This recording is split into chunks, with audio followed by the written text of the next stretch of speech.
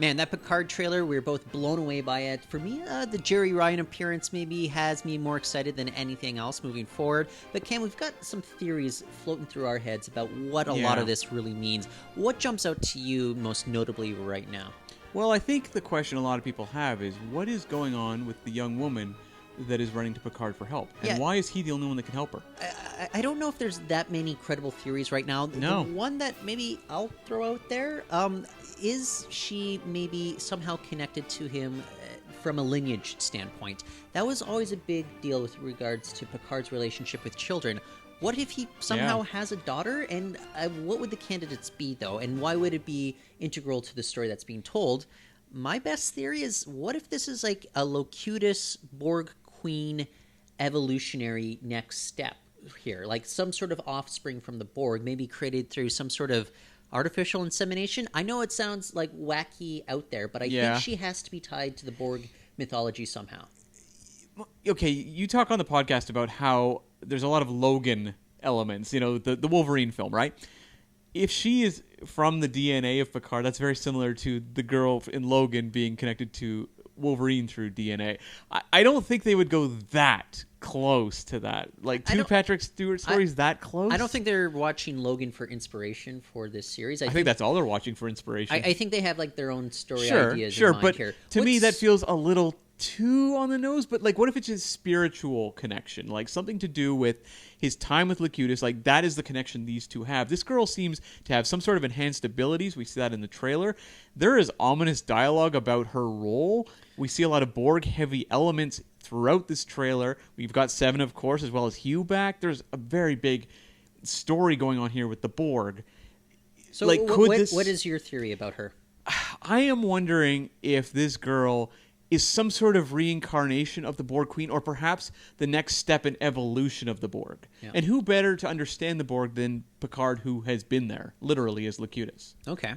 Some other thing that is jumping out to us, though, is the Romulan connection. We saw a number of Romulans in this, and if you look at the Borg alcoves that do show up there, they have this Romulan iconography on them as well. So I think we're wondering a lot about the connections moving forward between maybe this dissolved Romulan Empire to a certain degree with the destruction of Romulus, and maybe where we left off with the Borg Collective as of Star Trek Voyager's Endgame, where is in a much more weakened state. The other thing that they are bringing back, though, is Hugh from iBorg fame, and when we last saw him in Descent, he was pushing forward with maybe these efforts to have a bit of a different sort of Borg cooperative of sorts going forward. So I wonder if maybe that's even kind of a different strain of the Borg than those from the Delta Quadrant that might be involved with this somehow. I think there's some very interesting connections going forward with a lot of these iconic aliens from Star Trek. I hope we see some actual fallout from the Borg, because I think that's an interesting story to tell, is what is like a Borg that has fallen apart and is trying to kind of regroup itself. Like, I do not want to see the Star Wars, Force Awakens version of the Empire, where it's just like, the same thing, but now they're called the First Order. It's like, well, how'd that happen? I don't want to see the Borg, well, they're back to their old power just as they did, were before. I want to see this splintered up group that's been completely decimated in many ways by Endgame from Voyager. And how are they rebuilding? How have they kind of grown in different directions as a result of all the catastrophic losses they have suffered? Do you have any theories about maybe Brent Spiner in this moving forward?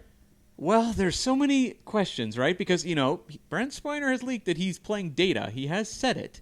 But everyone who saw Nemesis goes, well, that's not possible. And, the only theory I can come up with is that the Data we're seeing is on a holodeck. Which, Picard, Patrick Stewart has said, Picard at this point has not seen his old crew in a long time. But maybe he's hanging out on the holodeck with Data as sort of his reminder of that crew, that family he's left behind. Yeah. Other predictions that I'm going to throw out there, though, 7 of 9, we got to see that amazing shot of Jerry Ryan delivering her lines in a very different way than was so familiar to us back in the run of Voyager. I wonder if she's even 7 of 9 anymore, and I only say that in terms of her name. Do you think that maybe she could be going by Annika Hansen? She's regained enough of her humanity that maybe the 7 moniker is out the door? She's back to being Annika Hansen? That would make a lot of sense, because I feel like that was Seven's journey throughout the Voyager, was whether she wanted to go back to Earth, whether she was comfortable with finding her humanity again. Look, this is like 20 years later. it would make complete sense because I don't think we're going to go back to the 7 who's like, I chose the Borg. Okay. Can't wait for all of our predictions and theories to be crushed into smithereens in just a matter of weeks when we find out we're completely wrong. And also, all of you guys in the comments section can no doubt tell us what idiots we are.